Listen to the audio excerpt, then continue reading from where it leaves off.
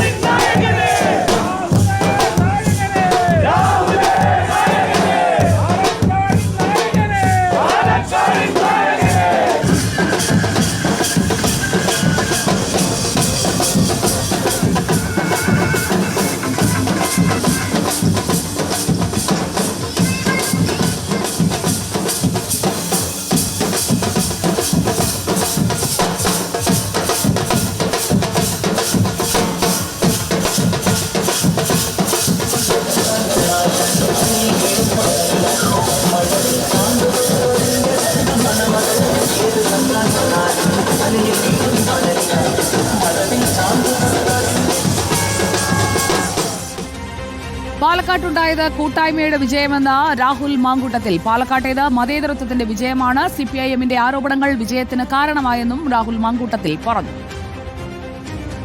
കൂട്ടായ്മയുടെ വിജയമാണ് ഇത്, പാലക്കാടിന്റെ വിജയമാണ് ഇത്. പാലക്കാട് ആഗ്രഹിച്ച വിജയം. ആഗ്രഹിച്ചതെന്ന് പറയുന്നത് എന്നെ ആഗ്രഹിച്ചു എന്നല്ല, പാലക്കാട് ആഗ്രഹിച്ചത് മതേതരത്വത്തിന്റെ വിജയമാണ്. ഇപ്പം തെരഞ്ഞെടുപ്പിന്റെ മധ്യത്തിൽ നിങ്ങൾ എന്താ പറഞ്ഞത്? നിങ്ങൾ എന്നെ കള്ളപ്പണക്കാരനാക്കിയില്ലേ? ഒരു തെരഞ്ഞെടുപ്പിന്റെ മധ്യത്തിലല്ലേ?